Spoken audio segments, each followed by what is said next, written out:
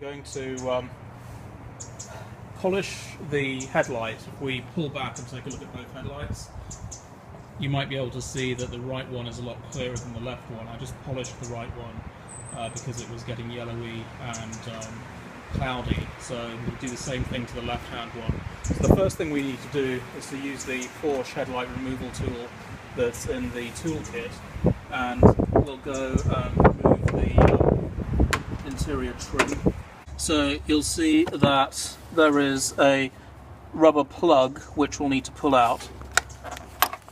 The rubber plug went in there, so we'll use this tool, and there's a little hex nut which you insert the tool into, and once it's inserted you turn, and as I turn you'll actually see that the light itself, when it's engaged, that the light itself starts to move. There, it lifts up. So now we've released it, put it up there, and you might need to jiggle it free a little bit. Slowly and gently pull it out, and there's the entire headlight unit that's removed. Now you can see at the back there's the electrical socket for the lights themselves, and down here is the hose socket for the water.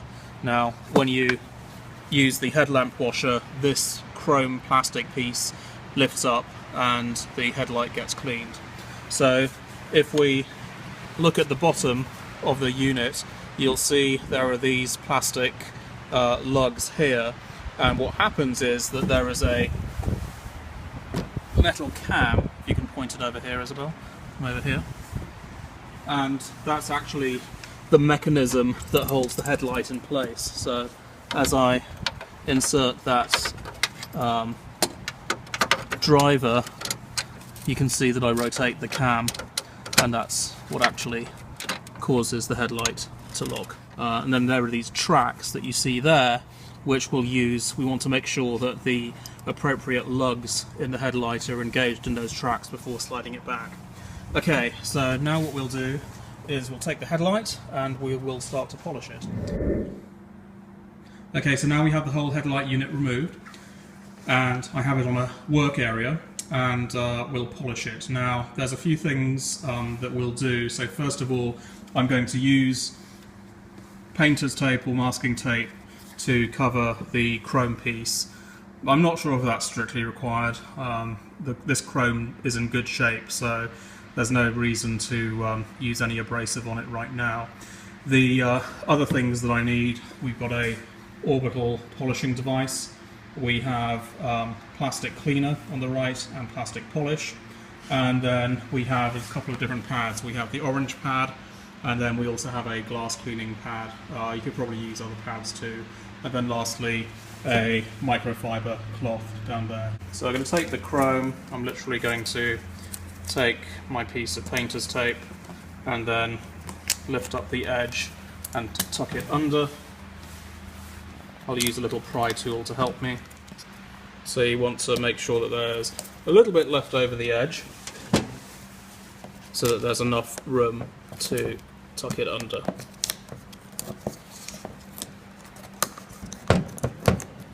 And you can use the pry tool to help you tuck it as well. Now we're going to use this polishing pad, and we'll attach it to the orbital, and we're going to use the Griot's plastic cleaner. So I'm going to lightly spray, not too much, just wet the entire area, and I'm going to start at the lowest speed, which is 1, turn it on, and then crank it up to about 3.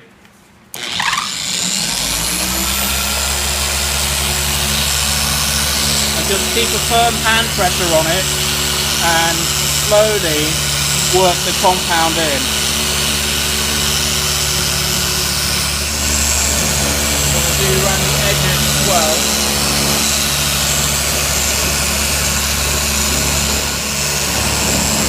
And because we've protected that chrome piece, we can polish right around the chrome piece.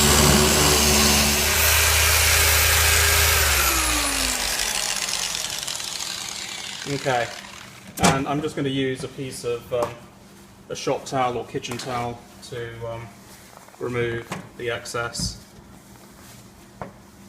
There really isn't very much in this case. And now we will take the orange pad off and we'll put the glass pad on. And for the glass pad we're going to use this plastic polish. So the plastic polish needs to have a good shake. They say 2 minutes, I've already agitated it a few minutes ago, so we'll just do a little bit more. And we will pour a little bit, not too much, and then what we want to do is to actually spread it out over the pad. So now, same process, we'll start at the low speed and bring it up to 3.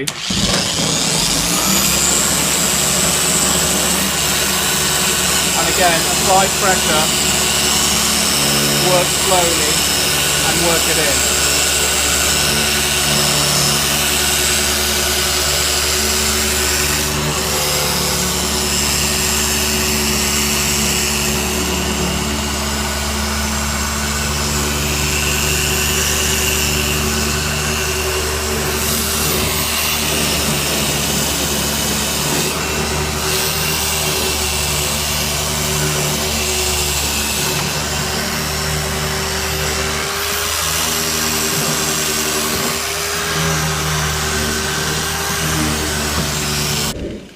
Okay, so now if you look closely, you'll see that it's still quite dull, and so we'll use a microfiber polishing cloth just to polish it.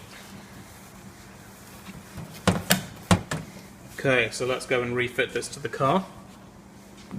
Now, if you look underneath, and if you look, you'll see that there's these 2 little pieces of plastic protrusions, and these are what need to lock into the rail.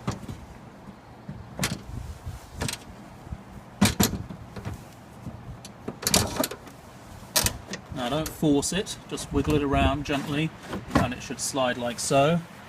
And then we'll use the tool to lock it in.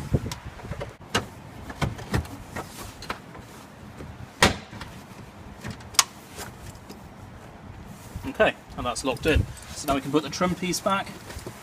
Oh, let's put the rubber plug in first. Okay, and then the trim piece.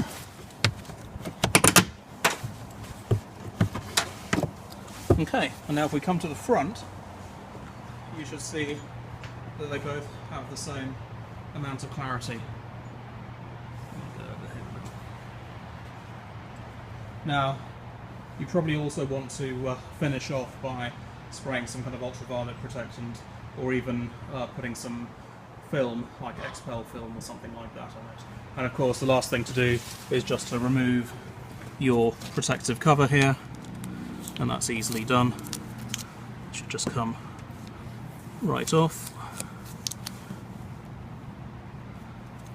There we go.